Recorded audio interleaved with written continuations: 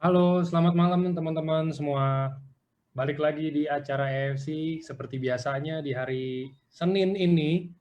Jadi kalau hari Senin ini kita biasanya ada training, tapi hari ini spesial banget. Kita ditemenin banyak banget. Hari ini banyak tamunya dan banyak speakernya. Hari ini kita akan bahas sedikit mungkin tentang investment dan tentang financial planning ya. Nah, ini juga udah ada beberapa speakernya. Ya mungkin kita ada undang speaker juga dari Zep Finance, nanti akan dilanjutin nanti. Sebelum kita mulai ke rangkaian acaranya, ini ada kata sambutan lah, semacam kata sambutan dari Pak Ernest. Ini udah ada Pak Ernest ini, silakan Pak. Halo semua, apa kabar? Ya, semoga baik-baik saja ya. Terima kasih udah gabung malam hari ini. Saya juga udah lama nggak bicara di Zoom ya teman-teman, karena honestly operation kita makin besar, makin sibuk teman-teman, sibuknya luar biasa. Kita terus datengin barangnya teman-teman untuk supaya barang bisa stabil ya teman-teman ya. Dan puji Tuhan, saya mau melaporkan bahwa minggu kemarin kita inden lunas ya teman-teman ya. Itu salah satu kebanggaan pribadi buat saya karena sebenarnya nilai yang dibawa itu sangat impossible loh teman-teman. Belum pernah apa sih barang yang diimpor sangat banyak sekali lah teman-teman. Saya ngeri waktu kita ngelihat orderan di bulan Januari, Februari itu ngeri banget teman-teman ya. Dan saya kadang-kadang kepikir, gimana nih ngebawanya ya sebanyak ini.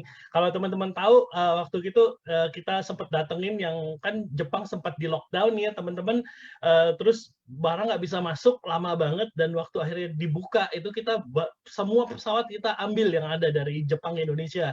Dan teman-teman itu waktu itu saya masuk ke apa sih tempat penampungan yang terbesar yang di bandara ya. Itu ukurannya tuh apa ya 60 kali 60 kalau nggak salah. Hampir seperti lapangan bola ya teman-teman, dan itu penuh barang kita aja gitu.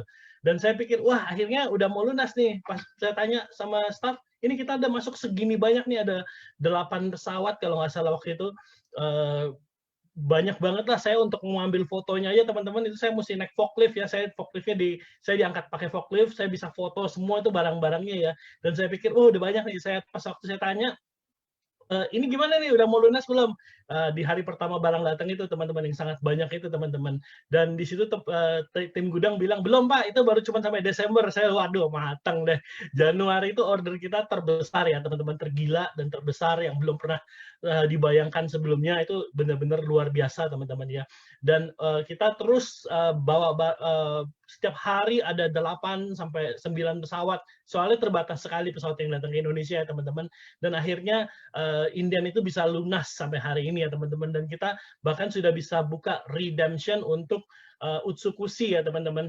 Di sini saya cuma mau share itu komitmen perusahaan teman-teman, itu komitmen kami udah bisa buktiin. Kan dulu waktu barang sempat nggak ada, kita sempat dibilangin wah mau penipu lah atau apa gitu, sempat banyak yang komplain ini mampu nggak beli barang atau segala macam. Nih hari ini kita udah buktiin ya teman-teman, inden sudah lunas ya, dan kita sudah bisa buka redemption sekalipun hanya satu ya teman-teman.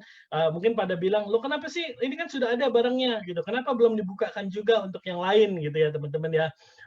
Saya cuma mau cerita teman-teman bahwa barang yang stok yang kalau sudah stabil, kita hitung stabil, pasti teman-teman kita akan langsung buka. Kita nggak ada gunanya menahan-nahan barang gitu ya. Tapi di satu sisi kita mesti lihat juga teman-teman, karena sekarang kita tuh sudah besar sekali ya. Jadi redemption itu takutnya kalau dibuka nggak cukup nanti. Jadi tapi tenang aja teman-teman. Kalau begitu barangnya stabil, stoknya stabil, stabil itu apa sih stabil? Stabil itu untuk perekrutmen cukup, untuk redemption juga bisa cukup gitu. Itu ya kita lagi incer ya. Sampai hari ini teman-teman, kita masih menggunakan pesawat. Jadi setiap hari masih ada 8 pesawat yang datang untuk bawa barang kita. Sebenarnya sih banyak yang bilang, "Pak, udahlah, udah cukup lah." Itu kan shipping by sea itu teman-teman lebih murah jauh. Dan ini kalau yang by air ini berpuluh kali lipat harganya. Jadi secara perusahaan kita rugi gitu kalau pakai buy air ya. Tapi saya mau bilang sampai hari ini sekalipun sudah tidak inden, kita masih menggunakan buy air teman-teman supaya bisa stoknya stabil ya teman-teman. Dan kita udah mulai, sebagian besar sudah mulai roadshow lagi. Terima kasih buat teman-teman yang sudah support kita untuk roadshow kemarin. Nico roadshow di mana itu ya? Di Kalimantan ya, Samarinda ya. Dan saya sempat ikut yang di Surabaya. Besok saya akan ke Medan ya teman-teman. Jadi teman-teman yang ada di Sumatera dan sekitar, kalau ada waktu mampir yuk ke Medan yuk. Kita mulai roadshow lagi teman-teman. Stok sudah kita usahakan supaya stabil. Kita udah bisa lari lagi nih teman-teman. Oke, malam hari ini saya bersyukur Michael Tampi bisa bawa teman-teman dari Zep Finance untuk membahas bagaimana sih sebenarnya kalau kita dapat uang itu, manage keuangan itu bagaimana teman-teman. Karena kita worry sekali, terutama untuk orang-orang milenial ya, anak-anak milenial, jangan tersinggung ya anak-anak milenial ya.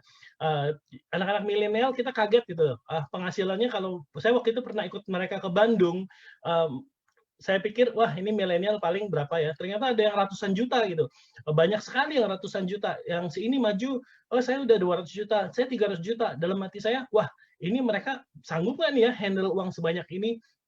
Nah, jadi teman-teman, honestly ya, di AFC banyak sekali orang-orang newcomer yang tadinya hidupnya biasa-biasa. Ada yang satpam ya, ada yang satpam di Wonogiri apa di mana ya kemarin saya ketemu di Surabaya. Seorang satpam bisa menjadi ronin, teman-teman. Ronin itu income-nya 40 juta sampai 50 juta per ini ya, per bulan ya, teman-teman ya.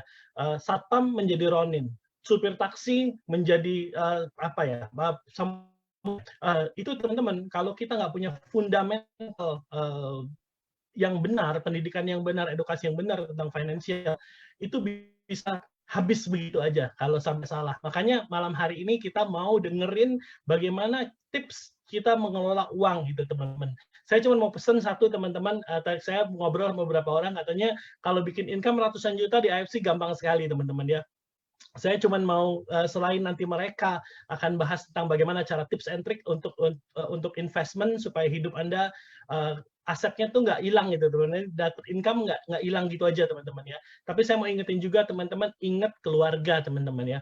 Kalau seorang istri, ya ibu-ibu yang menjalankan, rata-rata yang menjalankan AFC adalah ibu-ibu di sini ya. Ibu-ibu yang semangat tiba-tiba dapat ratusan juta.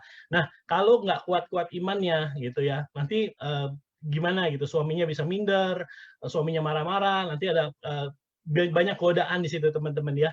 Jadi saya mau selalu bilang invest di keluarga teman-teman ya. Invest di keluarga itu gimana sih? Waktu Anda prospek atau pergi, usahakan untuk selalu pergi bersama-sama gitu ya. Saya punya komitmen sama Bu Helen kalau kemana-mana pergi nggak boleh sendiri gitu, harus selalu berdua. Kenapa teman-teman? Supaya kita nggak menjauhkan diri dari itu ya, dari apa sih namanya, dari cobaan dan godaan gitu teman-teman ya. Jadi kita kalau ada bapak-bapak yang nanti income ratusan juta itu, jangan lupa invest di istri itu teman-teman ya. Ngerti maksud saya ya teman-teman ya. Jadi invest di istri nanti apalah itu kita bikin next session gitu. Invest di suami apa? Nanti kita bikin next session. Cuman saya mau bilang teman-teman, kalau punya uang banyak, jangan lupa sama orang yang selalu setia sama kita, menemani dari kita belum apa-apa gitu teman-teman ya. Jangan lupa diri bapak-bapak, saya tahu ntar kalau udah banyak income-nya, pamer-pamer konnichiwa, mulailah ada yang itu dunia ini kita nggak naif ya, kita nggak munafik, banyak sekali godaan ya teman-teman ya. Gimana caranya? Kalau prinsip saya gimana sih cara menghindari godaan? Udah lari aja teman-teman ya. Kalau ada godaan lari, makanya jangan ke arah situ, jangan coba-coba teman-teman ya. Jangan coba-coba, karena ingat investment terbesar kita ini semua kita kerja keras buat apa sih? Buat keluarga, supaya keluarga kita bahagia ya. Jadi pesan saya teman-teman, kadang-kadang ego itu kalau kita kasih masukan makanan, ego itu akan makin besar gitu. Kita akan makin sombong, kita bisa menjadi lupa diri itu teman-teman ya. Nah makanya teman-teman, jangan lupa misi utama kita adalah untuk membangun keluarga yang bahagia. Jadi kalau teman-teman sudah punya uang, bapak-bapak di sini udah punya uang, tadi satpam jadi ronin, of course income-nya akan menjadi tinggi. Lebih baik invest di keluarga, Jangan pegang uang itu, jangan beli barang-barang yang terlalu mewah, terlalu flashy, nanti banyak yang datang gitu loh, banyak yang godain gitu ya. Itu yang harus dihindarin teman-teman. Itu nanti kita bahas ya next session, banyak sekali malam hari ini. Selain tentang financial dulu kita bahas fundamentalnya, lalu malam hari ini kita juga mau membahas tentang NPWP dan KTP yang wajib menurut aturan pemerintah harus di-upload. Nah, teman-teman sudah beberapa banyak yang mencoba upload, banyak yang gagal katanya ya. Saya cuma mau kasih tips ya. Kalau foto KTP jangan seperti, misalnya ini KTP-nya, fotonya jangan begini, tapi fotonya harus begini. Nah, dan dikasih jarak gitu teman-teman. Jadi harus fotonya seperti ini ya.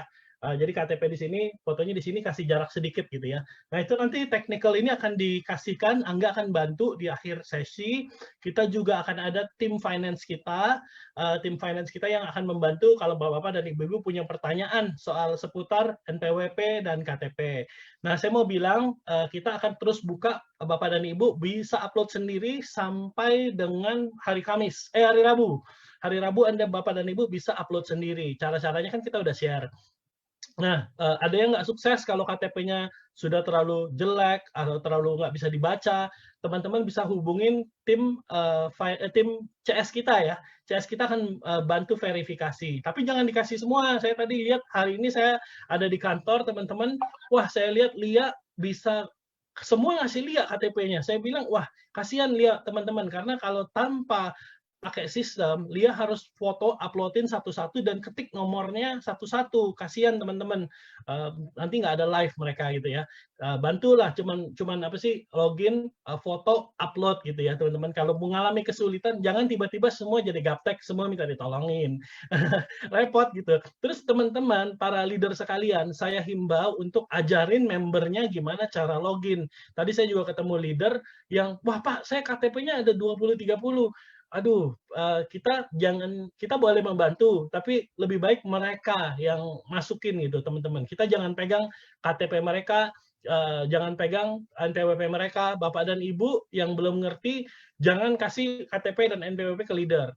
Lebih baik tanya caranya login gimana, karena secara keamanan, website kita sudah disertifikasi dengan sertifikat namanya sertifikat PSE, yaitu kita dianggap sertifikat PSE ini dari Kominfo. Jadi kita sudah dianggap aman untuk bertransaksi di website gitu teman-teman ya. Tapi kalau teman-teman kasih KTP dan NPWP ke leader, nah ini yang bisa disalahgunakan nantinya. Jadi kita jangan biasain, kita jangan mau terima, kita juga jangan mau ngasih gitu teman-teman ya. Upload sendiri gampang sekali teman-teman, nggak sesulit itu. Jangan bilang, saya gaptek, saya nggak bisa gitu. Pasti bisa teman-teman, gampang sekali. Sistem AFC dibikin sangat gampang untuk semua orang bisa coba gitu ya. Yang penting Anda jaga keamanan. Saya ngeri di sini kalau kasih ke leadernya nggak jujur, nanti tiba-tiba Bapak dan Ibu punya banyak pinjaman. Iya, gitu ya teman-teman ya. Jangan dikasih ya, jangan dikasih ke upline. Dan coba untuk download dan upload sendiri. Dari saya itu aja teman-teman. Kita malam hari ini panjang sekali.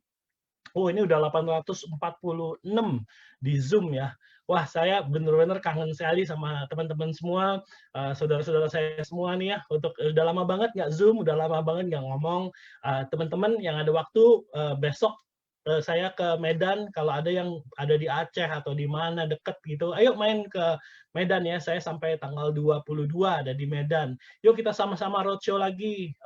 Ada beberapa yang bilang katanya, Pak, saya mengalami penurunan nih di bulan ini, gimana nih gitu ya. Itu tandanya Anda harus support lagi jaringan Anda harus mulai roadshow lagi. Saya tadi dengar cerita Niko seru banget gitu ya, di gimana kita sekarang sudah tahu nih gimana caranya supaya jaringan Anda jalan lagi. Bahkan kita akan buat support system yang nanti udah otomatis Anda harus melakukan apa-apa gitu ya. Itu seru banget tadi ngobrol gitu teman-teman. Tapi kenapa kita kalau ada beberapa yang ngerasa, wah kok agak slow down ya? Ya wajar teman-teman. Barang semua orang lagi pegang gitu ya. Di bulan Januari sales kita gila-gilaan, nggak masuk akal. Februari juga super strong. justru yang sekarang ini menurut kita adalah sales yang sangat normal gitu teman-teman ya. Tolong ajarin juga downline untuk tidak menjual di bawah harga teman-teman, karena kita lihat beberapa kali ini orang pegang barang lalu jual di murah gitu teman-teman ya, lalu tersuspend. Jangan buang kerja keras Anda. Ini yang disuspend ini seorang leader teman-teman, dia sudah punya dapat Moskow-nya banyak sekali, dapat Dubai-nya juga banyak sekali, lalu semua hangus teman-teman ya. Bahkan upline-nya pun kena itu teman-teman ya, nggak dapat yearly ranking teman-teman. Jadi ngapain sih buang usaha Anda, kerja keras Anda, karena jujur aja teman-teman, yang melaporkan 85% yang melaporkan adalah pembeli Anda sendiri. Nah, jadi kadang-kadang mereka beli dengan harga murah, tiba-tiba mereka, loh kok dapat bonus? Loh kok saya nggak dapat bonus? Loh kok saya belum jadi member? Akhirnya dia laporin. Nah, teman-teman ya, jadi jangan ya kalau ada yang lakuin, ya bertobat, kita mau menjadi MLM yang berbeda. Ya teman-teman, malam hari ini saya mau serahin ke Michael dan tim dari financial advisor kita, gitu ya. Oke, Angga, thank you. Oke, thank you Pak Ernest. Oke, biar nggak lama-lama, kita langsung aja. Ini udah ada Pak Mike-nya. Silakan Pak, mungkin ada yang mau dijelasin dulu, mungkin ini tentang apa? Soalnya kalau saya yang jelasin, saya nggak pernah ketemu orangnya. Kita langsung aja ya, enggak ya? Ya, boleh. Boleh ini enggak? Enggak. Ya Pak. Boleh boleh Mbak Tia boleh juga dipin ke jadi 2 screen gitu bisa ya? Boleh Pak, boleh sebentar. Oke.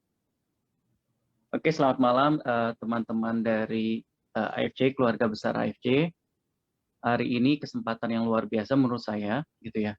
Seperti yang tadi sudah di-share sama Pak Ernest ya, teman-teman ya, bahwa kita punya concern gitu ya, kita punya misi juga di dalam AFC. Kita pingin karena saya sendiri juga bertemu dulu ya sama teman-teman dari networker, dari perusahaan-perusahaan lain yang memang pada akhirnya habis begitu aja gitu ya karena lifestyle. Which is saya nggak setuju banget di AFC ini. Kita tahu banget bahwa saya orang yang paling depan yang selalu ngomong enggak, saya nggak mau kalau kita itu hidupnya kayak dunia MLM seperti biasanya, depan mobil foto gitu ya, ada sports car gitu ya, mewah-mewahan nggak jelas, habis itu dalam waktu berapa tahun hilang udah semuanya ya gitu ya. Ada yang nanya sama saya berapa STNK harga Ferrari, ya satu Avanza juga habis buat setahun gitu ya. Buat saya nggak bijak teman-teman. So hari ini saya sangat amat bersyukur boleh ada teman-teman dari Zap Finance. Ini saya sangat respect, saya sangat suka banget sama tim Zap Finance. Dan di sini ada Mbak Tia. Halo Mbak Tia, apa kabar? Halo Pak Michael, kabar baik. Selamat malam, thank you loh ya boleh hadir di sini gitu ya. Saat ini kita biasanya sih tembus 1000, coba saya cek ya. Biasanya tembus 1000 mentok. Oh, 924 di lagi. Nah, di teman-teman yang nanti di Facebook, kita live Facebook.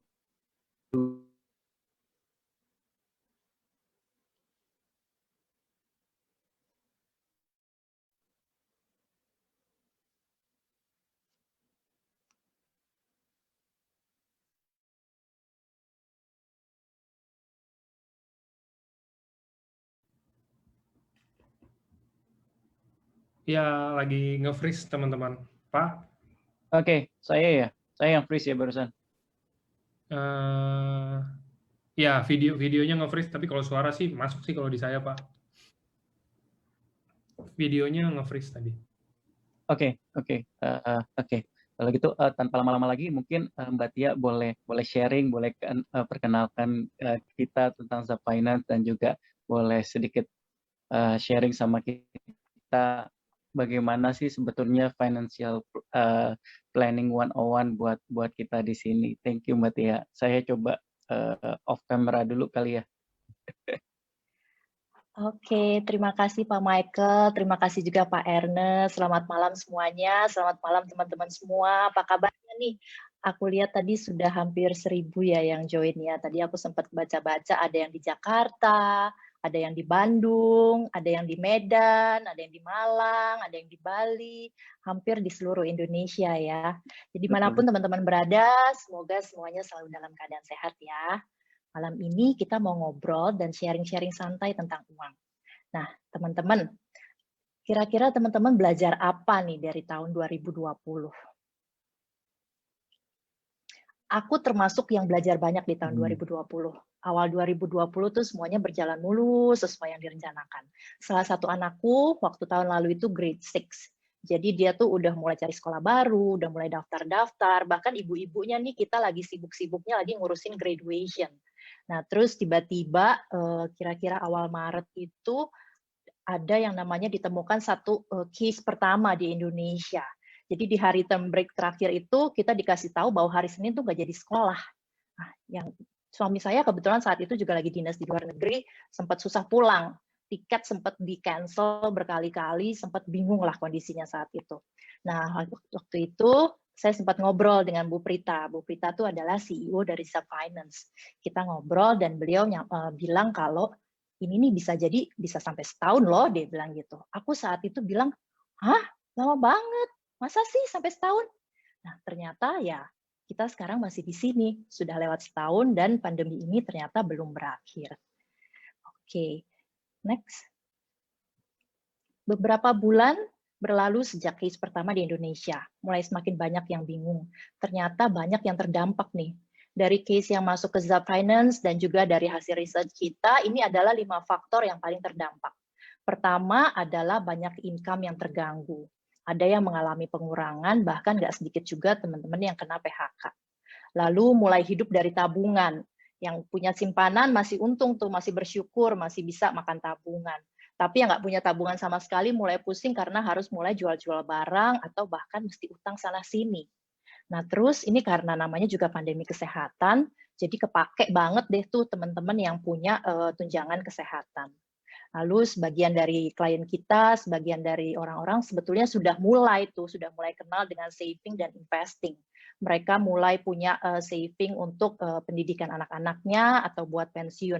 Tapi karena kondisi lagi begini, mau nggak mau sebagian dari saving itu kepake, paling nggak bisa buat sehari-hari. Nah, gimana dengan teman-teman di sini? Kalau aku tanya sekarang, kira-kira dari teman-teman yang ada di sini, 10 tahun yang lalu sama tahun ini kira-kira jadi lebih boros atau lebih hemat ya?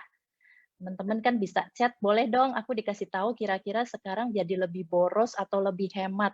Boleh diketik di kolom chatnya, kira-kira sekarang jadi lebih boros. Wow, S-nya banyak banget nih. Hemat, hemat, hemat, hemat.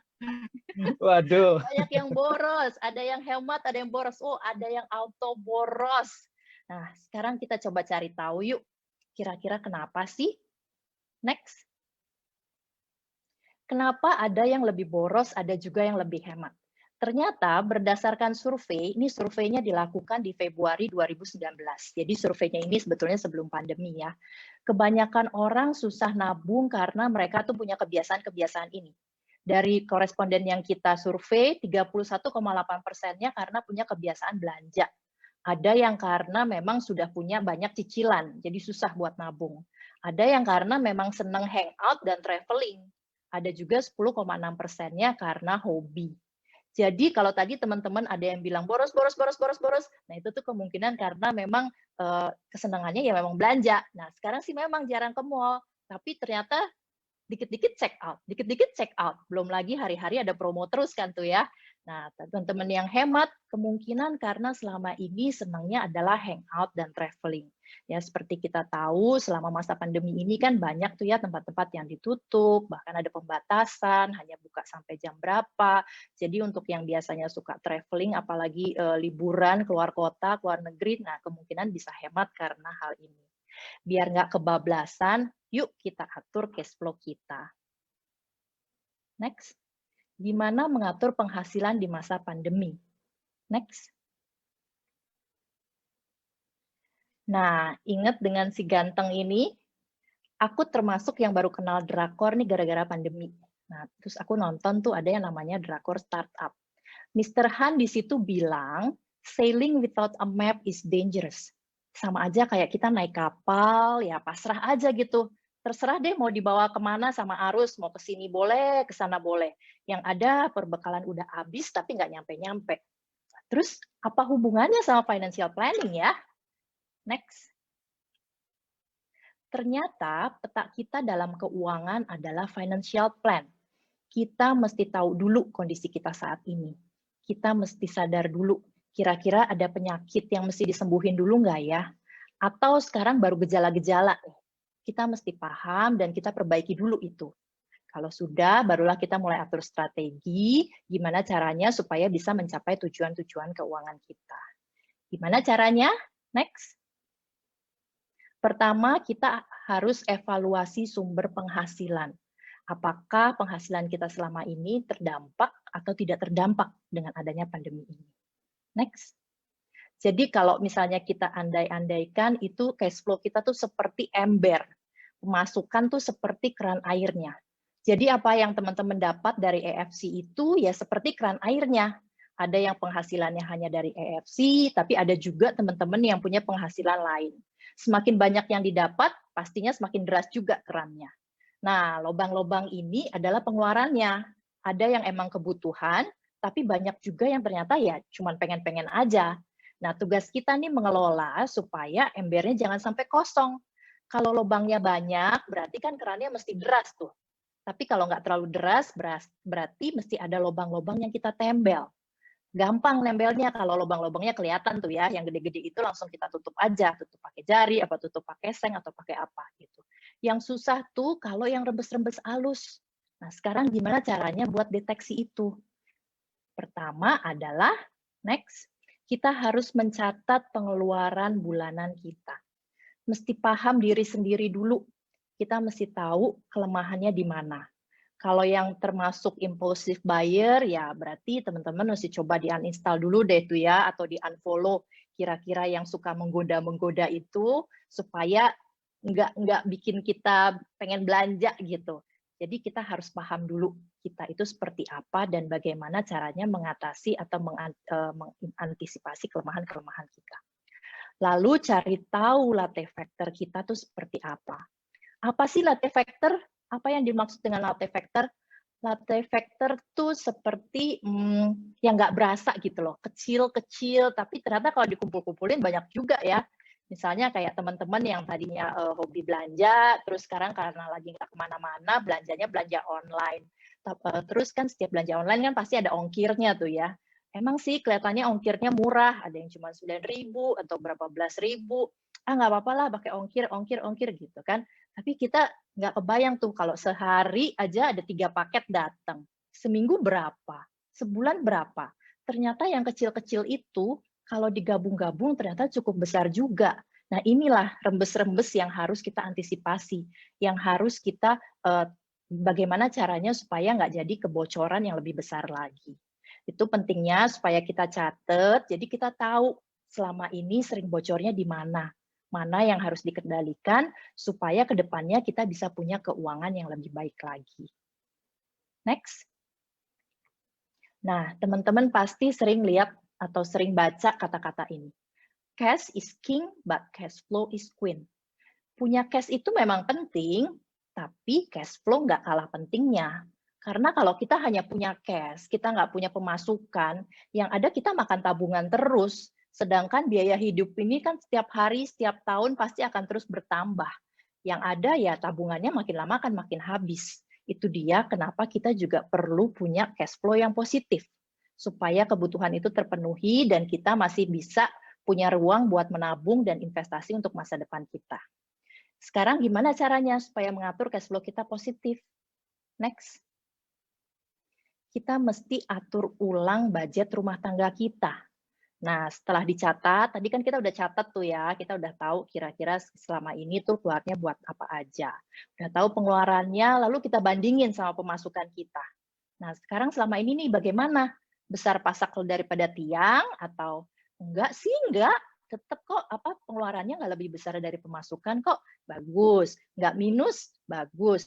Tapi nggak bisa nabung juga, berarti kita mesti atur ulang tuh prioritasnya. Next. Kita harus bisa membedakan mana yang wajib, mana yang butuh, dan mana yang ingin. Wajib itu yang memang harus, jadi udah nggak bisa diganggu-gugat lagi. Seperti cicilan, pajak, atau SPP anak sekolah gitu. Butuh itu ya misalnya ya untuk memenuhi kebutuhan utama keluarga.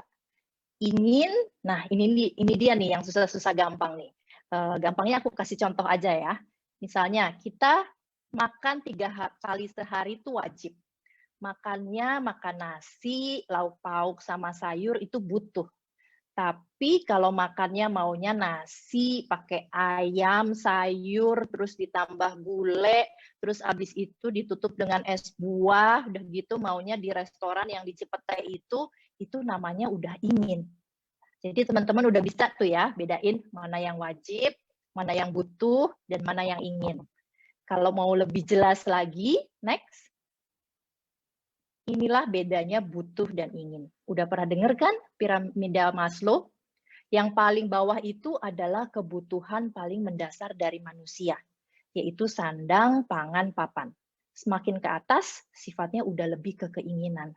Jadi kita harus atur nih prioritas kita, sesuaikan dengan kondisi dan kemampuan kita.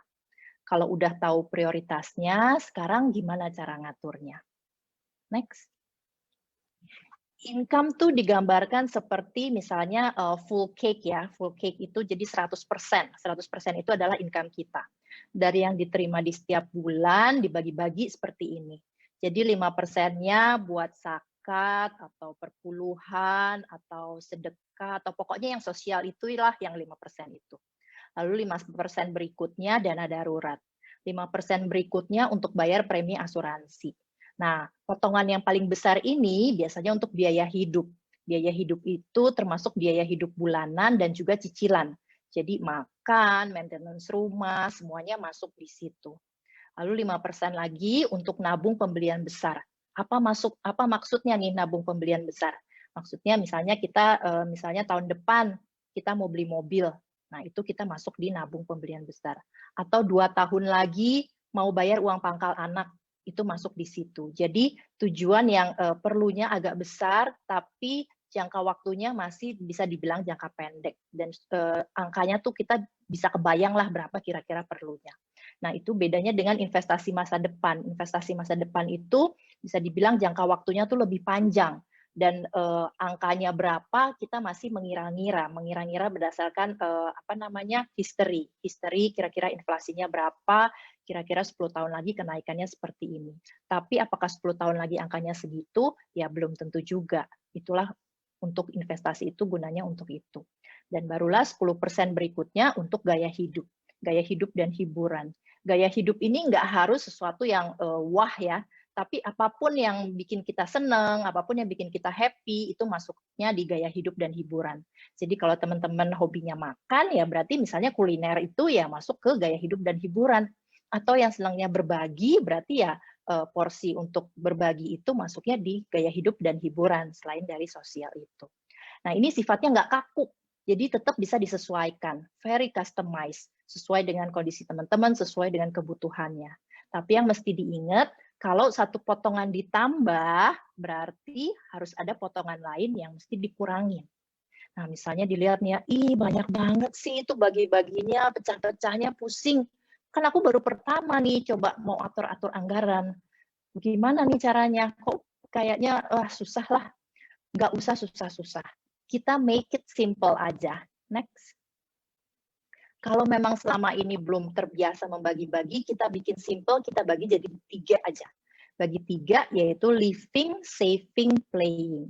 50%-nya untuk living, yaitu untuk biaya hidup dan juga untuk cicilan. 30%-nya untuk saving, itu termasuk kalau mau pembelian besar jangka pendek atau investasi jangka panjang atau dana darurat, itu masuknya di sini. Dan 20%-nya untuk playing untuk kesenangan kita. Pokoknya keep it simple, sesuaikan dengan tujuan keuangan kita. Yang nggak boleh itu kalau kita nggak punya patokan. Terutama untuk teman-teman yang penghasilannya nggak tetap tiap bulan, ya tetap teman-teman harus punya persentasenya. Misalnya bulan ini dapat 10, berarti 50%-nya ya berarti 5-nya untuk living. Kalau misalnya terus bulan depan dapat 20, ya berarti livingnya adalah 10. Savingnya jadi yang tadinya 3 jadi 6 seperti itu. Tapi teman-teman tetap harus ada patokannya. Itu dia kenapa gampangnya pakai persentase. Jadi menyesuaikan dengan income kita seperti apa. Next. Nah, yang teman-teman perlu cek juga adalah pinjaman. Ingat, cicilan itu sebaiknya nggak lebih dari 30% penghasilan. Kalau sekarang punya banyak cicilan, yuk kita list down.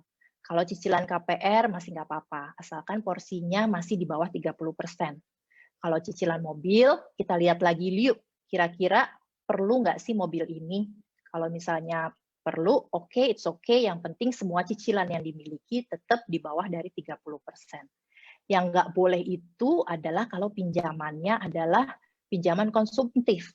Jadi kalau misalnya teman-teman masih punya pinjaman online atau KTA yang buat konsumtif, sebaiknya teman-teman buru-buru cari cara untuk lunasi. Dan kalau udah lunas, nggak boleh bikin utang konsumtif baru. Teman-teman juga mesti hati-hati nih sama bunga 0%. Kan sering tuh ya kita belanja di mana pakai kartu kredit bunga 0%. Oke, secara matematika sih memang nggak apa-apa ya, maksudnya nggak ada bedanya. Toh yang kita bayarkan tetap segitu, hanya dibagi jadi berapa bulan, bunga 0%. Yang bahaya itu adalah kalau sudah menjadi habit, karena kita pikir, cuman sedikit kok, tapi kita punya cicilan handphone 1 juta, punya cicilan laptop 2 juta, punya cicilan liburan, yang sekarang udah nggak bisa liburan udah tahun lalu, berapa? 5 juta. Nah kalau digabung-gabung itu ternyata jadi besar. Yang bahaya adalah kalau ternyata si utang konsumtif itu kalau dijumlah-jumlah udah memakan 50% dari income kita. Lalu kita hidupnya dari mana? Lalu kita mau savingnya dari mana?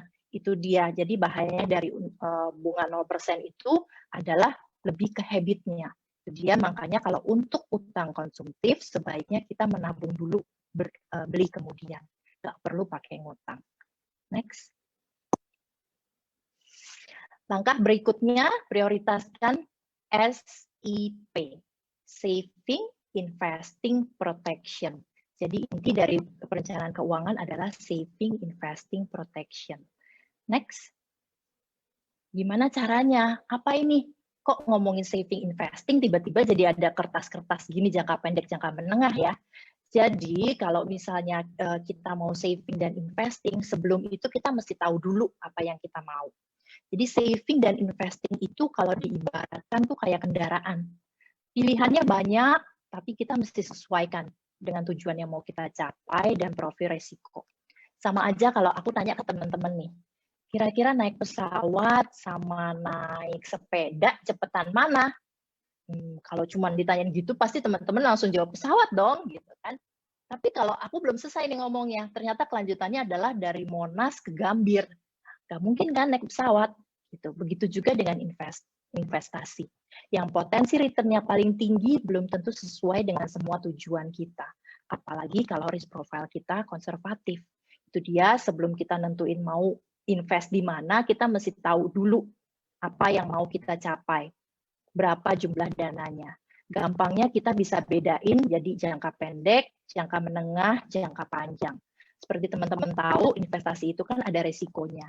Nah, sekarang bagaimana kita mengelola resiko itu supaya tetap memberi hasil yang optimal buat kita. Nah, sudah saving, investing, jangan lupa kita tetap perlu yang ada di kertas kuning di bawah itu adalah dana darurat dan juga proteksi. Next. Ada satu hikmah dari pandemi ini. Sekarang semua orang jadi lebih sadar akan pentingnya dana darurat. Kita bisa berencana, tapi ternyata kita tetap harus prepare for the worst. Di kondisi pandemi seperti sekarang ini, sebaiknya teman-teman punya dana darurat itu 12 kali pengeluaran. Namanya juga dana darurat ya.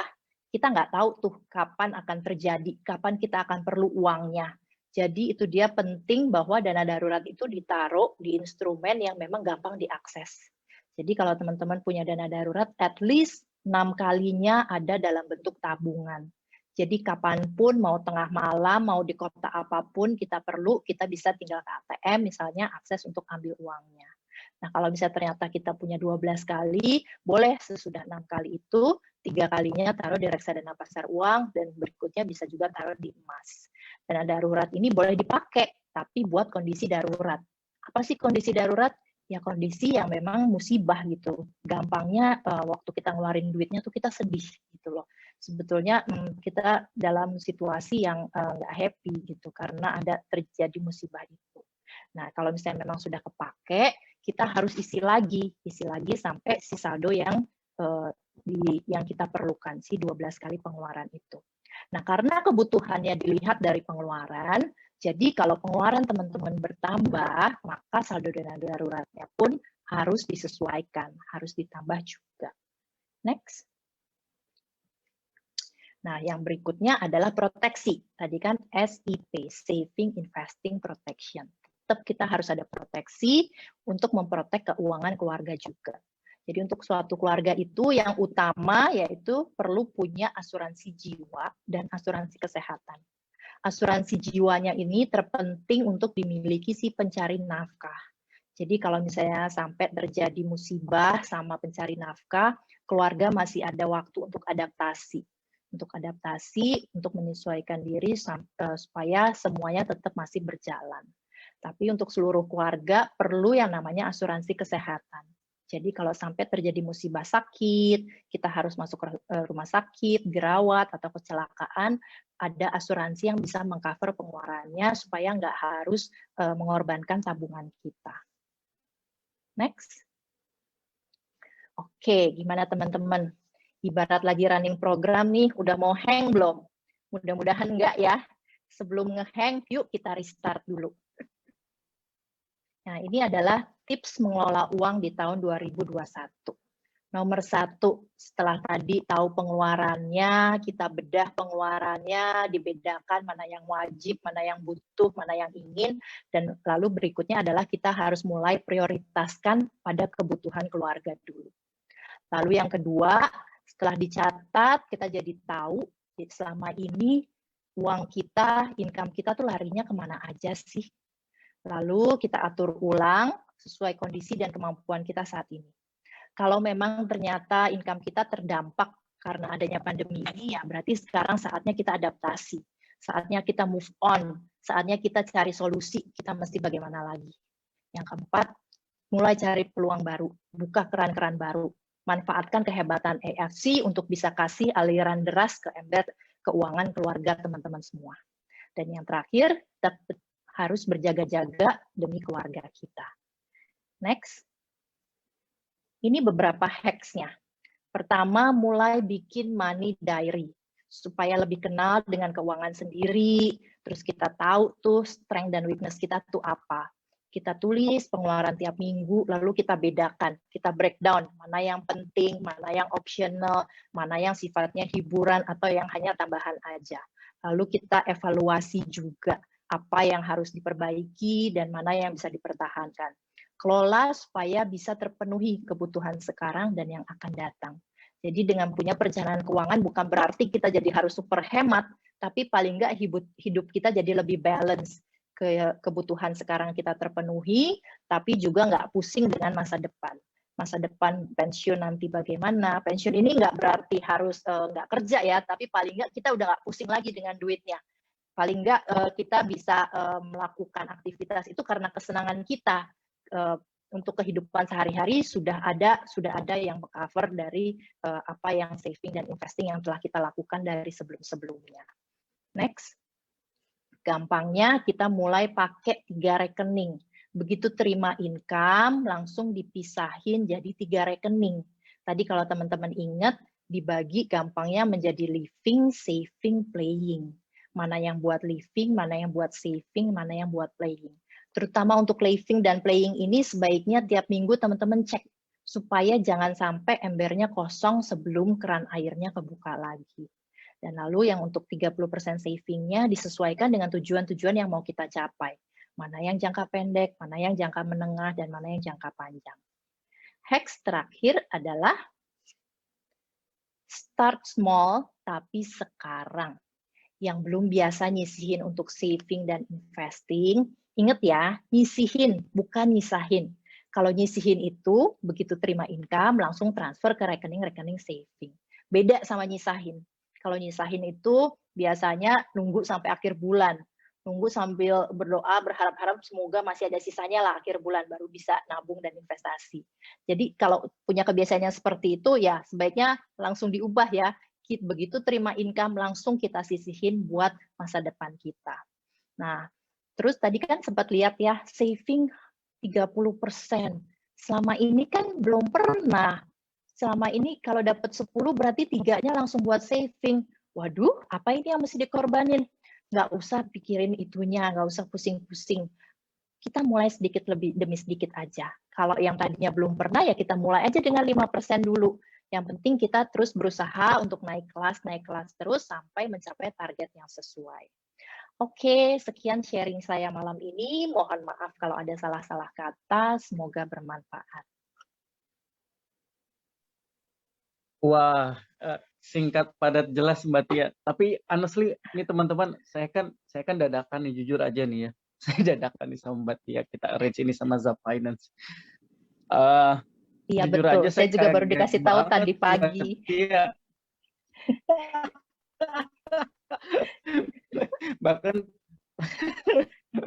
bahkan saya kaget banget sama sharing. Jangan lupa lo follow lo. Saya tadi cek gitu ya, nih teman-teman AFC mana nih yang udah follow Instagramnya dan sosial medianya. Jangan lupa ya follow Zap Finance, banyak sekali. Mbak Tia ditanya, coba keluarin lagi dong tadi slide-nya yang terakhir, sosial media dan lain-lainnya. Yang jalanin siapa ya? Maaf. Safira. Oh.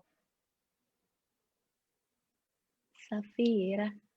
Nah, ini teman-teman ya, Instagramnya Zap Finance, Twitternya juga, Facebook, and also YouTube. Gitu ya. Sudah ya? Jangan lupa ya. Gitu, saya sangat banyak dapat pelajaran dari Zap Finance juga. So, saya kaget jujur aja Mbak Tia. Kaget banget dengan materinya, lengkap banget gitu ya. Itu semoga jadi teman-teman ini sedikit teaser aja gitu ya. Kita juga nanti akan ada mau disupport sama Bang Mbak Tia gitu ya. Bang akan mensupport kita, dan saya honestly tadi pagi saya telepon Mbak Prita, saya bilang, Mbak Prita, katanya Mbak Prita ini penuh gitu ya, tapi saya mohon gitu sama Mbak Prita, karena dari banknya kasih saya beberapa nama Mbak Tia, terus saya bilang saya nggak mau, saya maunya Zap Finance gitu. Tapi Zap Finance penuh, Mbak Prita penuh gitu. Oh, saya nggak mau tahu, pokoknya saya bilang sama Benny, saya yang telepon aja kalau gitu. Saya mau yang the best buat AFC pokoknya gitu ya. Thank you banget Mbak Tia. Kita saya mau, daripada saya yang nanya gitu ya, saya mau ada teman-teman ada yang nanya. Saya buka 2 pertanyaan. Tanya dulu nih Mike. Iya, Mbak Tia udah member belum? Ini ada 1.000 orang yang siap prospek ini. bisa chatnya Mbak Tia di situ. Aduh. Teman-teman ada yang mau tanya nggak teman-teman mengenai financial planning, karena buat saya isinya bagus sekali pada malam hari ini, very practical gitu ya. Ntar saya DM. Ada yang mau nanya?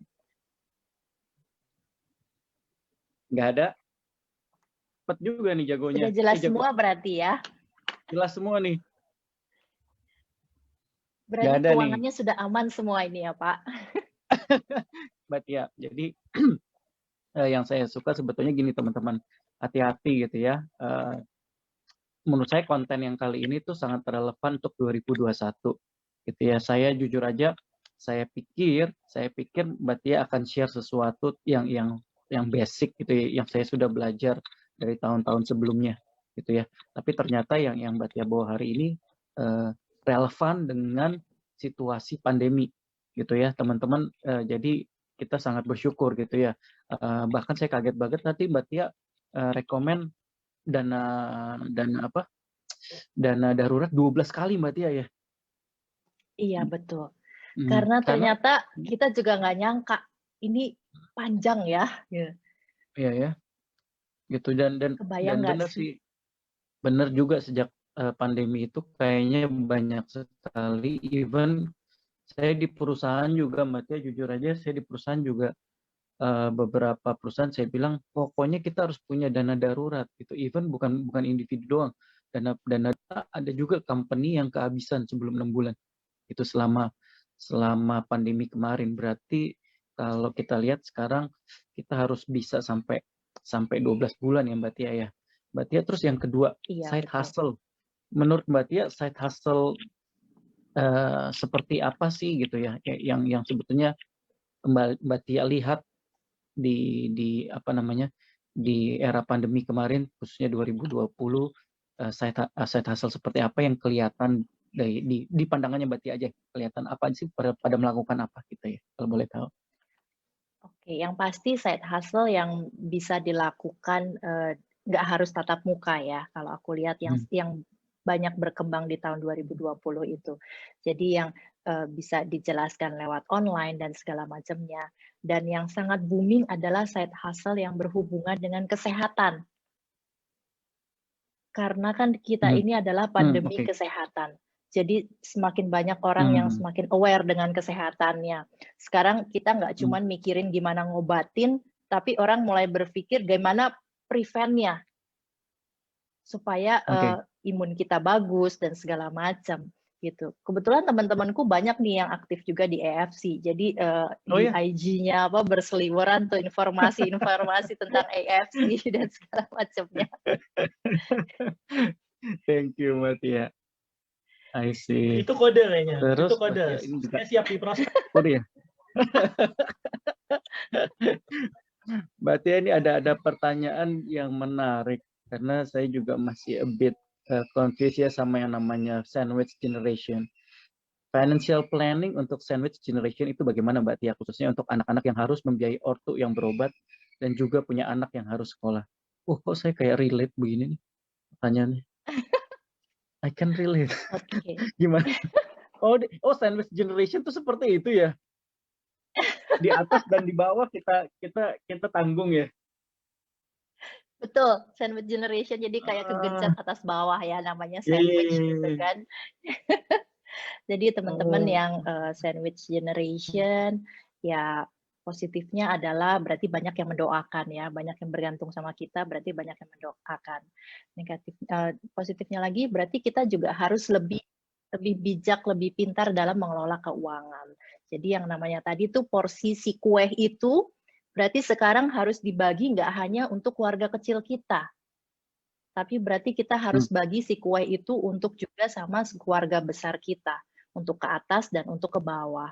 Dan sebagai sandwich generation, kita udah ngerasain bahwa itu juga nggak mudah, berarti kita harus sudah punya kesadaran untuk menyiapkan masa depan kita, supaya anak kita nanti tidak menjadi sandwich generation berikutnya. Jadi kita harus bedakan juga, kita harus lebih banyak ngobrol juga sih sama keluarga. Kita harus jujur bahwa kemampuan kita tuh di sini gitu. Ya kue saya segini, ini yuk yang ayo kita bagi bareng-bareng gitu. Jadi kita ajakin juga keluarga besar kita untuk paham apa kebutuhan, apa keinginan. Jadi oke, kita bisa mengcover biaya hidup. Jangan sampai yang kita cover adalah gaya hidup.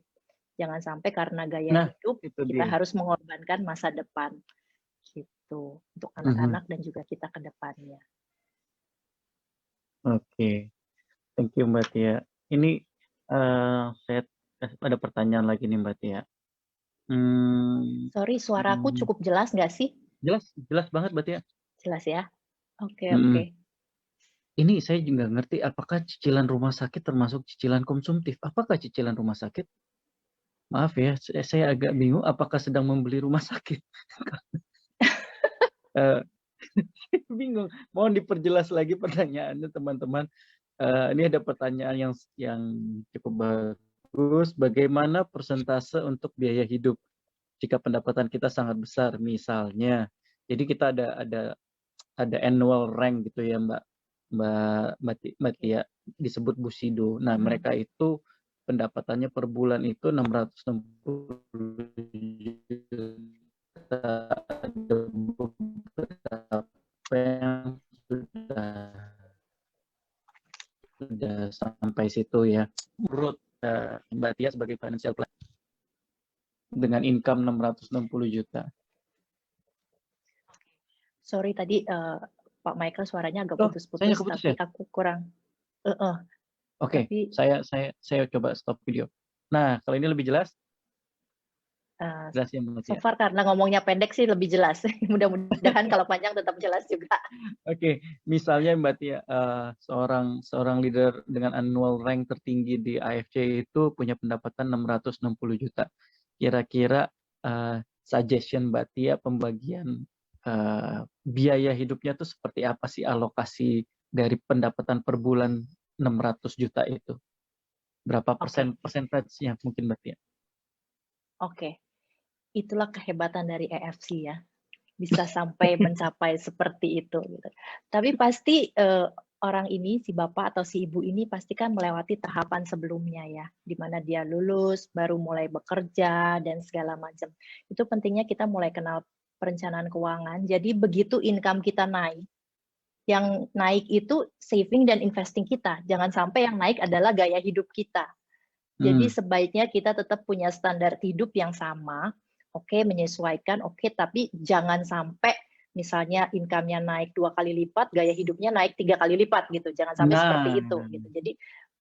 Jadi sebaiknya ya kita tetap punya level standar acuan yang sama gitu loh. Oke, kalau ada kenaikan it's okay, tapi paling enggak ya itu. Kita harus besarkannya justru di saving dan investing itu. Jadi nanti supaya cepat tercapai itu yang namanya tetap sejahtera atau kita mencapai financial freedom. Jadi tujuan akhir finish line dari financial planning ini kan sebenarnya financial freedom, di mana kita udah nggak pusing lagi dengan biaya hidup kita, semua sudah ada yang bisa memenuhi tanpa kita harus bekerja, tanpa kita harus aktif bekerja. Jadi kita kerja ya karena kita suka aja gitu. Jadi itulah kalau misalnya teman-teman sudah sampai di tahapan income-nya cukup besar di atas dari standar biaya hidup suatu negara itu, ya sebaiknya fokusnya di situ, di saving dan investing itu. Tapi jangan salah, saving dan investingnya jangan sampai ikut-ikutan.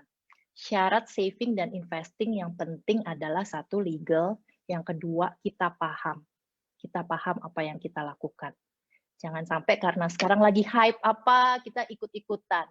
Yang ada ini lagi hype-hypenya, lagi heboh-hebohnya, kita ikut di pucuk aja, yang ada kita cuma bagian cuci piring doang, karena kita nggak ngerti gitu. Yang ada yang kita udah susah-susah sisihin, habis karena kita nggak ngerti apa yang kita lakukan.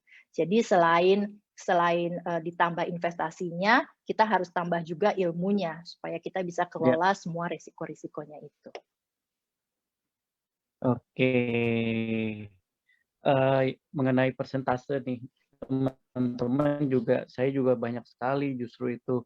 Jangan sampai teman-teman tuh ya kejebak misalnya, oh punya gaji 10 juta gitu ya, investasi 3 juta. Banyak itu yang sukanya begini, gajinya naik 12 juta, oh kan gue masih rutin investasi 3 juta.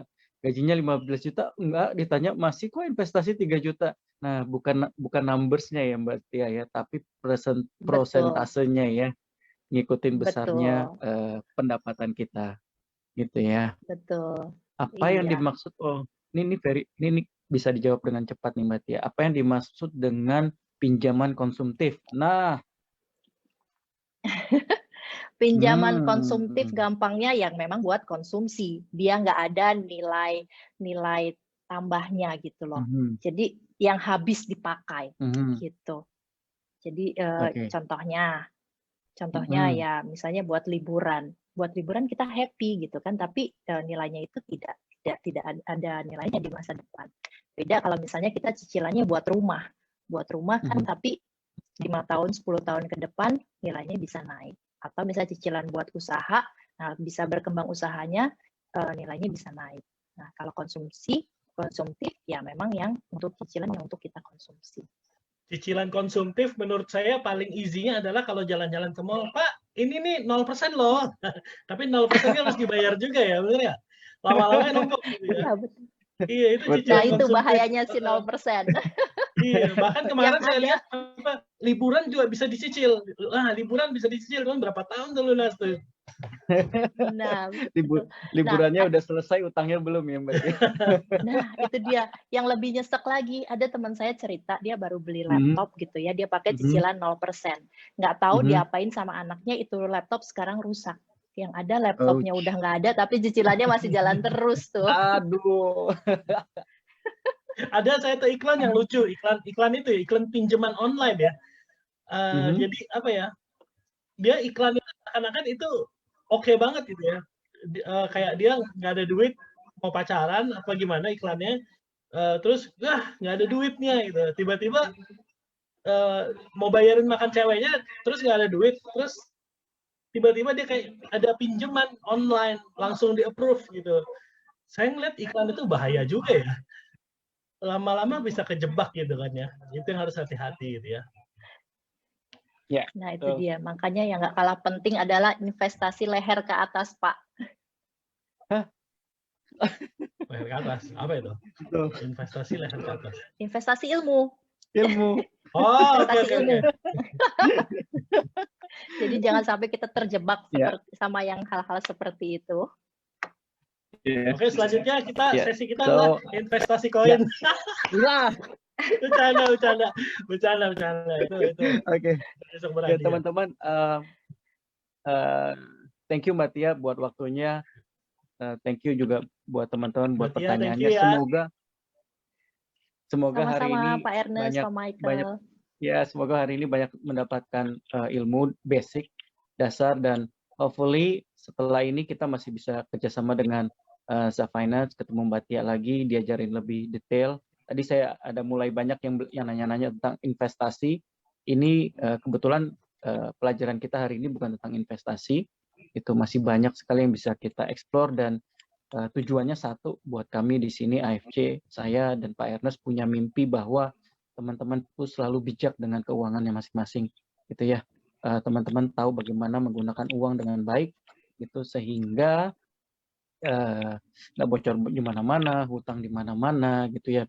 Bisa membantu banyak orang juga dengan financial literacy yang baik. Terakhir saya pingin cerita mengenai saya biasanya tuh bilang kalau teman-teman ngobrol tentang financial planning gitu ya Mbak Tia. Buat saya nggak penting penghasilan orang 4,5 juta sebulan, UMR atau UMR di Jakarta berapa ya sekarang, 49 ya? Atau 4 jutaan. Kemudian penghasilan 10 juta, penghasilan 10 juta, penghasilan seorang Busido pun yang 660 juta, bahkan ada yang 1,8 miliar sebulan, itu nggak penting. Ya, kalau emang nggak punya financial literacy yang baik, endingnya saya tahu pasti berantakan juga gitu ya. Betul. Jadi yang penting bukan how much you can earn, but how much you can save that matter. Exactly. Thank you Mbak Tia dan Zaf Finance buat waktunya. Sampai ketemu lagi di lain kesempatan Mbak Tia. Sama-sama. Sukses selalu buat teman-teman semua. Thank you. Oke, izin ya Pak. Enggak, ya. Boleh, Next one kita masih ada sesi selanjutnya adalah sesi technical ya. Oke Mbak Tia, terima kasih malam hari ini udah bantuin kita. Thank you Michael yang udah bantuin kita juga malam hari ini. Angga, take over sebentar ya. Untuk next one-nya adalah NPWP dan KTP upload. Nah, oke, kita ditemenin sama salah satu finance kita, Bu Yani, yang akan jelasin gitu ya tentang NPWP dan KTP upload, kenapa harus dan apa dasar hukumnya gitu ya. Angga kasih ini dulu video dulu Angga. Video siapa? technical ya. Kita lihat video dulu ya teman-teman. Masukkan username dan password Anda ke dalam sistem untuk masuk ke dalam akun Anda. Kemudian setelah masuk ke member area akan muncul pilihan di sebelah kiri pada menu account setting Upload your identification card atau KTP. Lalu akan muncul tampilan seperti ini. Akan muncul username Anda, nama asli Anda, dan nomor KTP yang terdaftar pada sistem kami. Kemudian, klik Choose File untuk upload foto KTP Anda. Klik Upload Photo Card and start verifying. Akan muncul foto KTP Anda di sebelah kanan. Pastikan foto yang Anda upload memiliki format horizontal dan terlihat sisi-sisi dari KTP-nya. Sistem akan mencocokkannya dari beberapa faktor, seperti username, nama asli, nomor KTP, dan umur Anda, apakah Anda di atas 18 tahun atau tidak. Kemudian Anda akan dengan otomatis terdirect ke menu Upload Your Text Card atau NPWP. Di sini juga akan tertera nomor NPWP dan username Anda yang terdaftar di sistem kami sebelumnya. Kemudian klik Choose File, masukkan foto NPWP Anda, lalu klik Upload Photo Card and start verifying. Akan muncul juga foto kartu NPWP Anda di sebelah bagian kanan, dan sistem akan dengan otomatis mencocokkan nomor NPWP yang terdaftar di sistem sebelumnya dengan nomor yang ada tertera di foto yang Anda upload. Lalu klik I agree and update. Lalu klik OK. Proses telah selesai. Anda sudah mengupload foto KTP dan foto NPWP Anda ke dalam sistem AFC Life Science. Oke, kita sebentar lagi mau mulai. Cuman kita mau bilangin bahwa sekarang masih bisa upload sendiri. By hari Rabu, begitu Anda login, kalau Anda belum melakukannya, maka Anda diwajibkan upload dulu sampai berhasil, gitu ya. Baru bisa ke the next page. KTP wajib, NPWP tidak wajib. Nah, kita dengerin dari Yani sekarang. Oke, selamat malam semuanya. Terima kasih Pak Ernest. Oke, selamat malam semuanya teman-teman AFC. Perkenalkan, nama saya Yani. Di sini saya mau memberikan sedikit penjelasan ya mengenai pentingnya verifikasi data dan legalitas kepemilikan akun. Oleh sebab itu, saya minta buat teman-teman ya sebelum hari Rabu sudah melakukan activity untuk legalitas akunnya dengan mengupload KTP-nya masing-masing ya. Di sini juga saya ingin memberitahukan bahwa KTP itu wajib. Wajib hukumnya untuk semua penduduk warga negara Indonesia yang sudah berusia 17 tahun ke atas. Ya, sedangkan untuk member AFC yang berumur di bawah 17 tahun dapat mengisi dengan cara ya memberikan fotokopi KK ya ke CS kami. Nanti kami akan membantu untuk mengisi di dalam NIK-nya di dalam data member. Karena saat ini untuk mengisi NIK masih menggunakan KTP. Nah, untuk yang belum mengisi NIK, ya baik melalui KTP maupun melalui CS, ya untuk sementara nanti Rabu tidak dapat melakukan activity, ya sampai verifikasinya selesai. Sedangkan untuk NPWP, kami sarankan untuk teman-teman yang memiliki NPWP juga untuk mencantumkan data NPWP ke dalam sistem. Oke, Angga boleh tolong dibantu untuk slide-nya? Yuk kita bahas kenapa sih NPWP dan NIK ini penting untuk kita cantumkan. Ya. Jadi kalau kita flashback di tahun 2017 ya, sebenarnya pemerintah sudah mengeluarkan aturan untuk transaksi dengan menggunakan NPWP atau NIK. Namun yang mana sebenarnya akan diberlakukan per 1 Desember, tetapi karena ketidaksiapan dari sistem aplikasi e-faktur sendiri, maka kemudian ya planningnya ini dilakukan atau diundur per 1 April 2018. Ya. Di 1 April 2018 kebetulan dari pihak Apindo maupun beberapa pengusaha meminta waktu untuk mengundur kembali ya untuk dilakukannya transaksi dengan NPWP maupun NIK ini sampai dengan batas waktu yang belum ditentukan. Nah, pada saat Undang-Undang Cipta Kerja diterbitkan di bulan November, kembali aturan ini diberlakukan. Dan kemudian untuk tata cara dan penerapannya diatur kembali dalam Peraturan pemerintah ya nomor 9 tahun 2021 yang mana akan diberlakukan untuk transaksi per 1 Maret ya. Maka oleh itu kami dari AFC meminta peran serta dari teman-teman member semua ya untuk segera mungkin melakukan upload KTP maupun NPWP untuk yang memilikinya ya, untuk membantu mensukseskan program kerja pemerintah ya. Kemudian saya mau menyampaikan sedikit kabar gembira, mungkin Angga bisa bantu saya kasih slide-nya. Pencapaian dari AFC.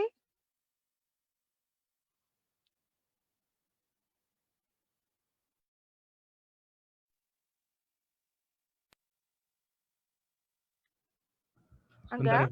Ya. Oke.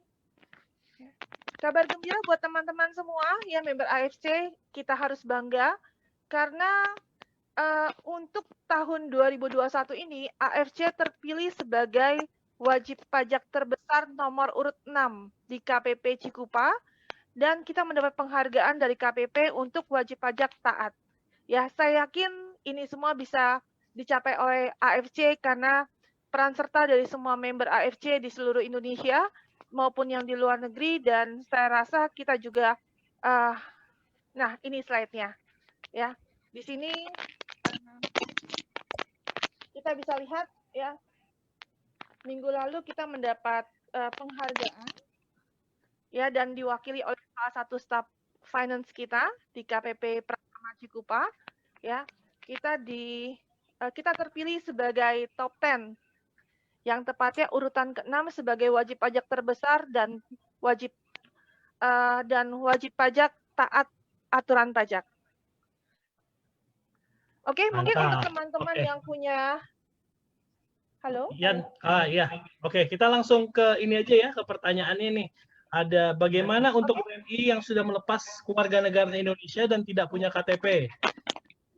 Oke, untuk WNI ya, artinya yang sudah melepas warga negara Indonesia artinya bukan WNI tapi foreigners ya.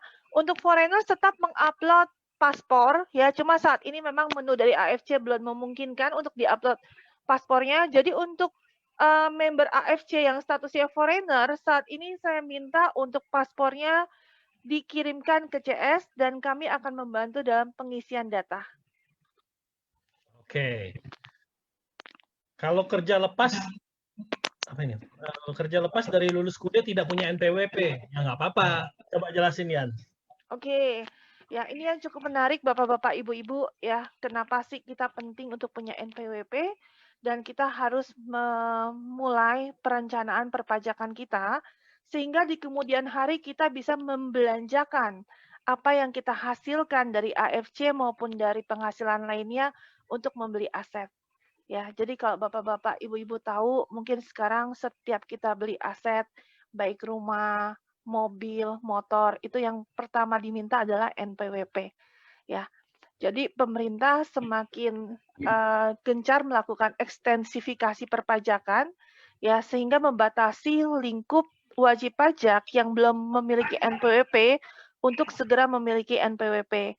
Ya, tujuannya apa? Kalau kita sudah membayar pajak dari penghasilan AFC setiap withdrawal yang kita cairkan itu juga sudah terpotong pajak, nanti kita akan diberikan yang namanya bukti potong. Artinya pajak kita sebagian sudah dipotongkan oleh pihak AFC. Ya. Dan apa yang sudah dibayarkan di pihak AFC dapat dikreditkan sebagai kewajiban pajak kita di kemudian hari. Ya. So, atas penghasilannya itu kalau sudah tidak terutang pajak, maka otomatis penghasilan yang kita peroleh itu sudah dapat dibelikan aset. Seperti itu. Oke, ini ada pertanyaan lagi. Satu KTP bisa beberapa account nggak? Contoh misalnya banyak member yang punya 10 account atau apalah, saya nggak tahu gitu ya. Seharusnya nggak boleh. Cuman kalau ada yang sudah punya, gimana itu? Oke. Nah, ini balik lagi kalau kita bicara tentang rule of gains-nya AFC, kemarin saya sudah konfirmasi ke Pak Niko ya dari AFC sendiri sebenarnya memperbolehkan ya Pak Ernest ya, memperbolehkan untuk satu member memiliki beberapa akun ya. Artinya secara perpajakan kita akan mengakui sebagai akumulasi transaksi, ya.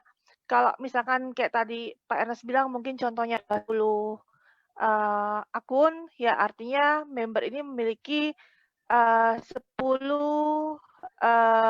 titik ya, 10 titik yang mana masing-masing ya maksimal pembeliannya adalah untuk yang diamond 12 box ya Pak Ernest ya.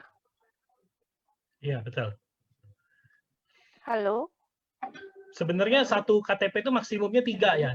Oke, satu KTP maksimumnya 3. Iya. Oke, kalau seperti itu berarti saya sarankan untuk mungkin lebih dirapikan secara administrasinya Pak Ernest. Ya, jadi mungkin untuk teman-teman member yang sudah memiliki akun lebih dari 3 akun untuk satu KTP, mungkin bisa menggunakan akun keluarga maupun anak maupun suami.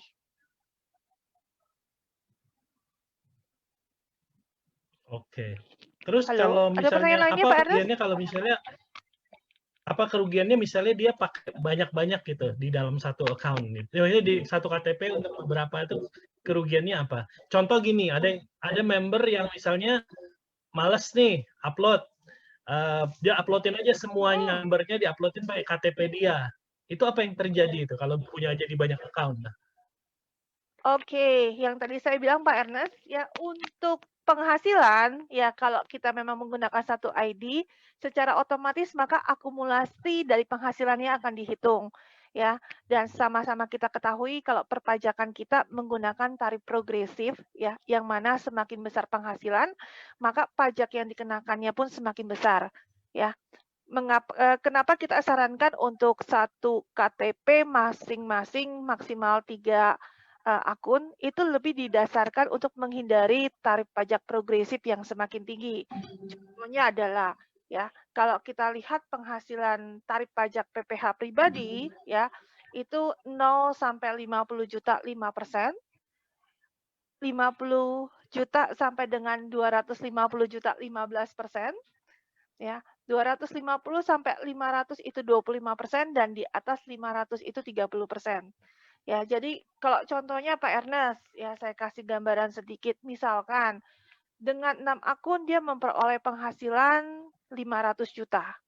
Ya, kalau dia pecah menjadi 2 nama, maka masing-masing tarif maksimal yang dikenakan hanya sebatas 15%. Tetapi kalau dia menggunakan satu KTP untuk 6 akun, maka tarif yang dikenakan sudah 25%. Seperti itu Pak Ernest. Oke, jadi ada keuntungannya kalau itu ya pajak ya progresif enggak ya kalau itu banyak. bagian dari sebenarnya bagian dari tax planning ya Pak Ernest. Mungkin kalau bapak-bapak ibu-ibu di sini yang sudah penghasilannya sudah di level Bu Sido, saya rasa pasti punya rekanan konsultan pajak ya. Jadi saya sarankan untuk mulai mengatur untuk perencanaan pajaknya. Kalau tadi session sebelumnya kita bicara tentang perencanaan investasi dan financing ya. Nah, ini pun harus diimbangi dengan perencanaan perpajakan ya Pak, sehingga kita tetap bisa menjalankan kewajiban kita sebagai warga negara dengan taat pajak, tetapi di satu sisi kita bisa melakukan penghematan pajaknya juga. Oke, jadi ada satu pertanyaan lagi, nggak pernah withdraw. Kalau yang nggak pernah withdraw bagaimana? Oke, artinya kalau di sini saya tangkap adalah BV-nya ini di redemption dengan produk ya Pak Ernest ya? Iya betul. Benar ya? Oke, Betul. jadi yang kita kenakan memang sejauh ini pajak atas penghasilan yang ditarik tunai ya atau withdrawal ya. Karena kalau dari aturan pemerintah sendiri untuk bonus dalam bentuk produk atau klaim produk itu tidak terutang pajak ya. Makanya sampai saat ini teman-teman yang melakukan redemption produk dengan klaim produk itu memang tidak kita kenakan pajak. Dan saya harap pemerintah masih menjalankan hal ini ya selama tidak ada perubahan ketentuan. Tentunya kita tidak akan mengenakan pajak atas klaim produk. Oke. Terus Oh iya, jadi nanti saya barusan dapat WhatsApp juga dari tim kita. Nanti hari Rabu itu masih tetap bisa login biasa, teman-teman. Login biasa, tapi waktu Anda mau withdraw itu baru Anda diminta upload KTP atau NPWP. Nah, jadi gitu ya, teman-teman ya. Anda nggak usah langsung upload atau KTP atau NPWP. Waktu Anda mau withdraw itu baru Anda diminta. Kenapa dibuat seperti ini? Tadi tim IT bilang katanya supaya nggak hari Rabu itu nanti meledak. Semua mau upload, iya kesusahan nanti. Iya. Jadi menurut saya smart banget ya dengan tim IT kita keluarkan bahwa nanti kalau Anda mau withdraw, Anda disuruh upload dulu nih KTP atau NPWP. Iya, jadi saya harap bantuan dari teman-teman semua di sini juga ya, kalau bisa jangan tunggu sampai hari Rabu ya, karena cepat atau lambat memang lebih baik kita cepat melegalkan akun kita ya secara resmi kepemilikannya dengan KTP kita ya.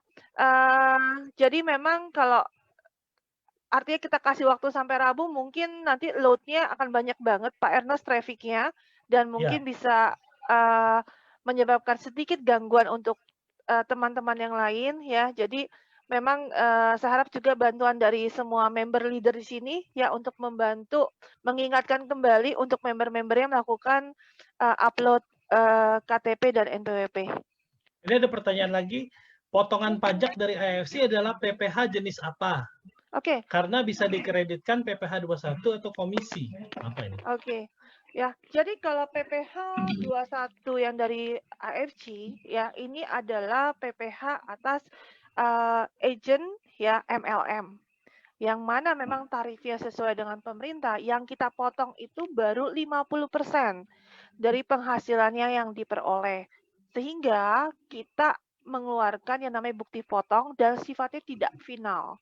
Ya, karena memang baru dipotongnya 50% Pak Ernest, maka secara otomatis ya akan ada penghitungan sendiri di akhir tahun pajak untuk masing-masing member membayarkan kekurangan pajaknya secara pribadi ya. Tapi teman-teman jangan khawatir ya. Kenapa? Karena memang yang baru dipotongkan dari AFC ini adalah baru 50% ya. Makanya tidak menimbulkan kerugian apapun buat teman-teman karena apa yang kita potongkan ini kita berikan bukti potong dan dapat digunakan sebagai kredit pajak di akhir tahun pajak. Oke, ini ada pertanyaan, ini bisa yang jawab aja ya. Bagaimana dengan peraturan pemerintah yang menyebutkan bahwa penghasilan di bawah 4,5 juta tidak perlu ada NPWP? Pak, aduh Pak, masuk AFC masa pengen di bawah 4,5 juta sih Pak? Masuk AFC ratusan juta dong Pak. Iya, Pak. Sekali lagi saya mau garis bawahi bahwa NPWP tidak wajib teman-teman. Cuman potongannya akan lebih besar. Bener ya Yan ya? Iya, benar. NPWP tidak wajib, tapi potongannya lebih besar. Dengan kita memiliki NPWP, sebenarnya kita menghemat 20% apabila kita tidak memiliki NPWP. Contohnya, kalau teman-teman penghasilannya misalkan masih 50 juta, kena tarifnya 5%. Ya, kalau teman-teman tidak memiliki NPWP, maka yang dipotong adalah 6%. Seperti itu. Itu keuntungan pertama. Keuntungan kedua, kalau teman-teman mendapatkan penghasilan dan sudah dibayarkan perpajakannya, teman-teman tidur, makan, tenang. Ya, dan saat teman-teman mengeluarkan penghasilan dalam membeli aset, teman-teman udah nggak usah pusing lagi dikejar-kejar sama orang pajak. Ya, kenapa? Karena penghasilan yang kita sudah terima dari AFC, ya apabila teman-teman sudah memberikan NPWP, maka ada bukti potong pajaknya, ya. Dan memang sudah dibayarkan oleh AFC ke negara, seperti itu. Mungkin Oke, ada pertanyaan lainnya? Pokoknya ini banyak pertanyaan mirip-mirip. Jadi gini, kalau tidak punya NPWP bagaimana? Nggak apa-apa, nggak usah pakai NPWP. Cuman nanti waktu Anda tarik, otomatis pajak Anda lebih besar. Udah, titik gitu ya. Jadi NPWP tidak wajib. Terus KTP wajib.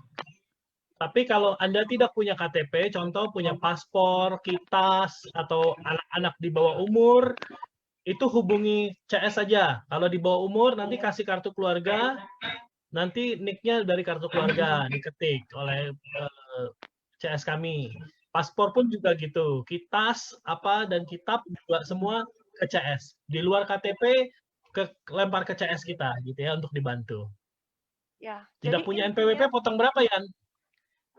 beban pajaknya lebih besar 20% Pak Ernest dibandingkan dengan potongan pajak kalau memiliki NPWP. Nah, ini banyak pertanyaan gini. Seorang istri pakai NPWP suami, Oke. bagaimana hukumnya? Nggak apa-apa, selama konteksnya adalah pelaporan penghasilannya dilaporkan di NPWP suami, ya. Karena kalau untuk pasangan suami istri, ya, itu bisa dilakukan dengan beberapa pilihan. Pertama, istri mendaftarkan dirinya sebagai cabang dari NPWP suami, boleh nggak? Boleh. Istri NPWP-nya jadi satu dengan suami, boleh banget. Ya, istri berdiri sendiri, NPWP-nya dari terpisah dari suami, boleh nggak? Boleh, ya. Jadi masing-masing memang hanya pelaporan secara pribadinya yang berbeda, tetapi potongan pajak dari AFC itu tetap sama. Oke. Kalau KTP sudah kurang bagus, nggak bisa di-upload, kasih ke CS ya, bantu. Nanti CS akan membantu. Member sudah punya pendapatan tetap dengan tarif pajak yang berbeda dengan pajak AFC. Yang dari kami cuma dari AFC aja. Nanti sisanya terserah Anda dengan konsultan pajak Anda ya, Yan ya. Orang kan banyak, benar. ada yang bekerja terima gaji maksudnya gitu loh. Ada yang punya usaha, lalu penghasilan dari AFC pajaknya gimana? Itu pertanyaannya. Ya, itu hebatnya member di AFC ya. Dapat penghasilan dari kantor, dapat penghasilan WD dari AFC, dapat penghasilan Enoreng dari AFC. Embernya banyak. Jadi kalau kayak gitu nanti atur sendiri ya. Kita pokoknya AFC hanya potong yang AFC aja. Ya, Itu benar nanti banget, Anda Pak laporkan sendiri. Ya. Udah kali ya. Ada pertanyaan nih, kalau istri NPWP-nya suami, bolehkah upload NPWP suami? Ya, boleh. Oke, ini ada pertanyaan kan, jadi kontradiksi nih teman-teman, saya tahu pasti pada bingung. Loh, satu KTP bukan cuma satu titik. Betul, satu KTP sebenarnya wajib satu titik saja.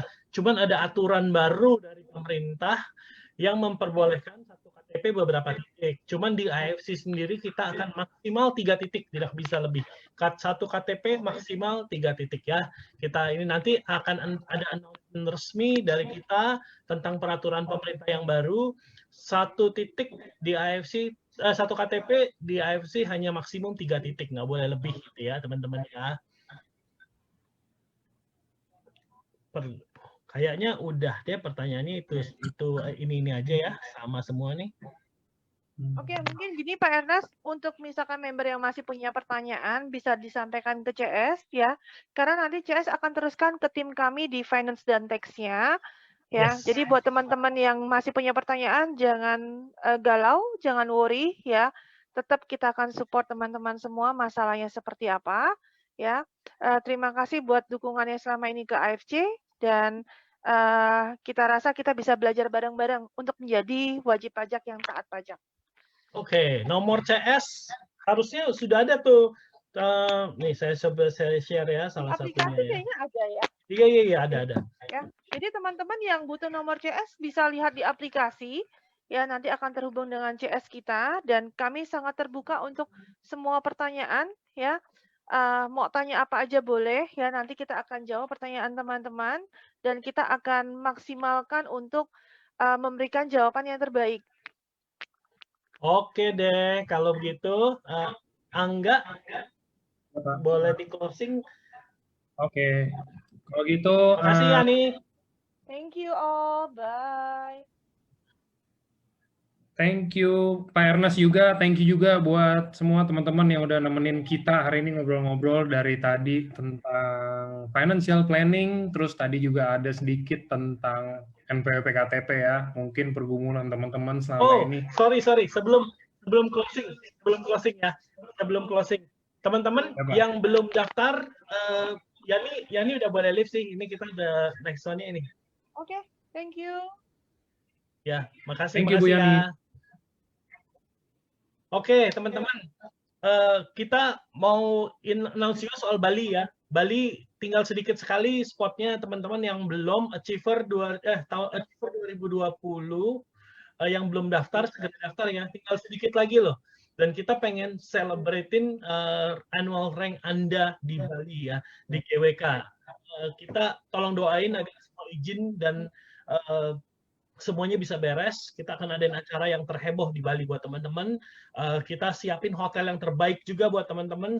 Saat ini yang kita lagi pilih adalah yang sudah dipilih. Westin Hotel di Nusa Dua dan Mulia Bali gitu teman-teman ya. Nanti nggak bisa milih, kita yang tentuin siapa dapat apa gitu ya. Tapi kita kasih hotel yang terbaik. Pak Edi udah senyum. Kalau Pak Edi tinggal di rumahnya Pak Edi. yang Bali udah jangan nginep di hotel juga, di rumah aja di Bali ya. Yang luar kota aja yang dapat hotel ya teman. Pokoknya teman-teman yang belum daftar, slotnya tinggal sedikit sekali. Kita nggak bisa banyak-banyak, kenapa? Karena masih dalam masa pandemi, teman-teman ya. Nggak bisa begitu rame-rame banget. Tapi kita harapin sih, kita nggak boleh ngomong 1000, kita bilangnya ya 999 aja ya teman-teman ya. Tinggal sedikit lagi loh yang belum daftar, ayo. Juga untuk Rusia, teman-teman, nggak bisa diperpanjang lagi, kenapa? Karena sampai saat ini sudah hampir 700 orang, teman-teman, yang achieve Rusia ya, kan banyak yang WhatsApp saya pribadi, Pak nggak ada barang, nggak fair 2 bulan, nggak ada barang, gimana ini diperpanjang dong, teman-teman, maaf nggak bisa diperpanjang karena pesawatnya udah nggak cukup teman-teman. Jadi apa yang ada, kami akan tetap komit berangkatin, cuman ini udah impossible angkanya ya, udah 700-an gitu ya, 700 orang. Jadi udah nggak mungkin lagi diberangkatin gitu teman-teman, nggak mungkin lagi di extend gitu teman-teman. Ya jadi berjuanglah, masih ada waktu berjuang ya. Terus 3 hari lagi promo Mini Ruby akan ditutup teman-teman. Ayo kejar ya, kita nggak akan extend juga teman-teman. Mini Ruby ya, manfaatkan promo Mini Ruby. Tinggal 3 hari lagi ya teman-teman ya. Itu manfaatin ya. Gitu aja dari saya. Terima kasih malam hari ini udah gabung. Saya doain semuanya supaya diberkati, dilindungi, dijauhin dari penyakit, dijauhkan dari segala masalah dan mara bahaya. Semuanya yang bergabung di AFC, rezekinya berlimpah, pintu rezeki terbuka, dijagai dan dipelihara oleh Tuhan, biar keluarganya diberikan kebahagiaan, sukacita, damai sejahtera. Terima kasih semuanya. God bless you. See you at the next time. Bye. Oke, thank you teman-teman semuanya. Terima kasih udah hadir malam ini. Dadah, selamat malam semua.